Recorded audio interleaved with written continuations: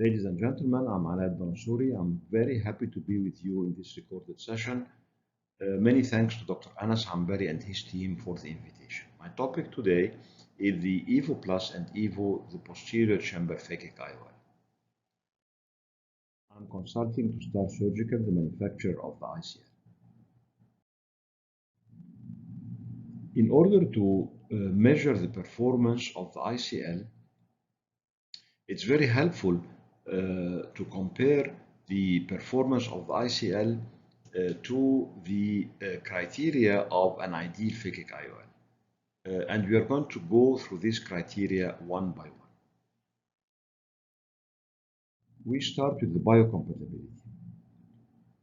It's important for the phakic intraocular lenses to be highly biocompatible because these lenses are going to stay in the intraocular environment for a long time.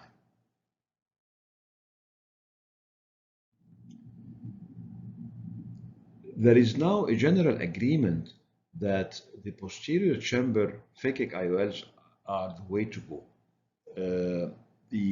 Historically, the posterior chamber phakic IOL main complication was the rate of anterior subcapsular cataract. Though it was very low, but it was a major concern among surgeons and patients.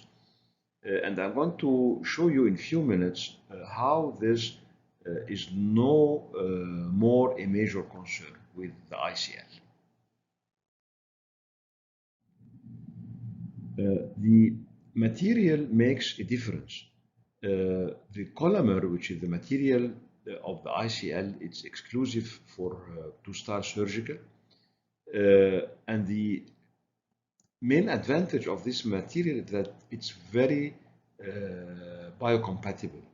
The water content is 36%, the highest among all material of IOLs. That's why the biocompatibility of this Collamer is unsurpassed, and it's very difficult to match this biocompatibility with any other material. The Collamer induces a less inflammatory reaction and less dysphotopsia compared to any other material. And to show you that the material makes a difference, I'm sharing this case. This eye had a posterior chamber acrylic phakic IOL, and as you can see here, the volt was very low. So I decided to exchange this lens, this acrylic lens, with an ICL. And you can see the difference in the volt. This is a magnified image. And you can appreciate how thick the acrylic lens is for the same power, the same eye. The acrylic lens is almost double the ICL, and the volt, the central volt, is half of the volt of the ICL. ICL can induce cataract in two instances. If there is a peripheral touch between the ICL and the crystalline lens, this leads to trapping of the metabolites between the crystalline lens and the back surface of the ICL. And also, if there is a poor aqueous circulation, and this happens with a very low volt with a peripheral touch.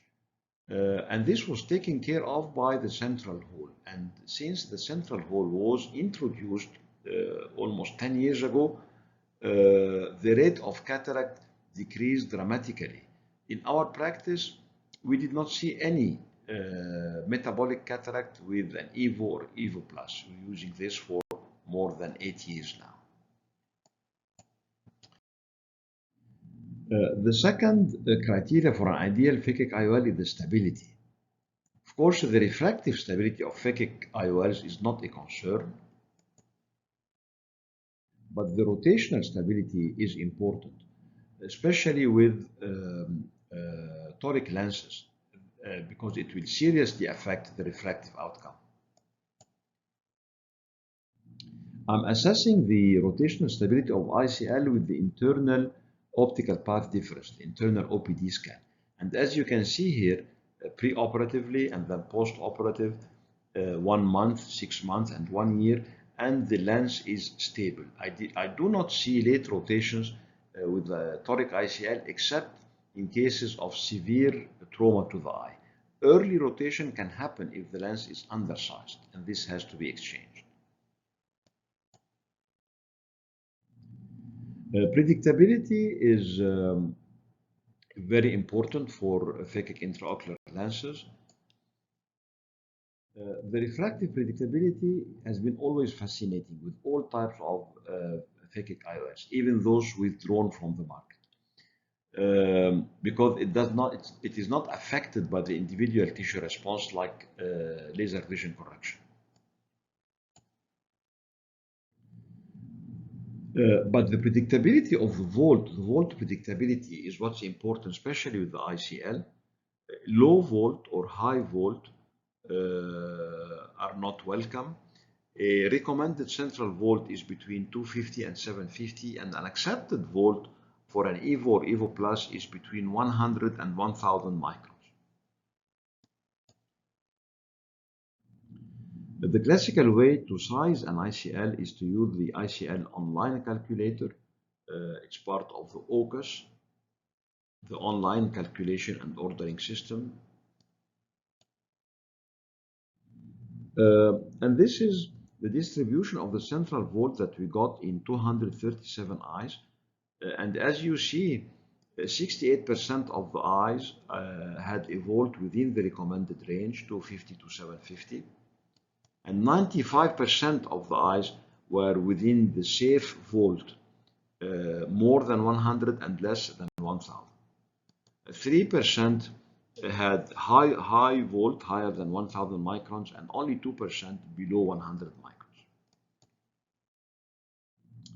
There have been many trials to improve the sizing using high frequency ultrasound. Also anterior segment OCT, which is more reproducible and more convenient than the high frequency ultrasound.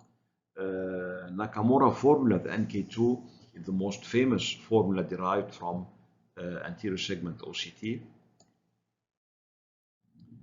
And we actually developed our own formula based on our own results, and we used a spectral domain OCT. Nakamura used a swept source OCT.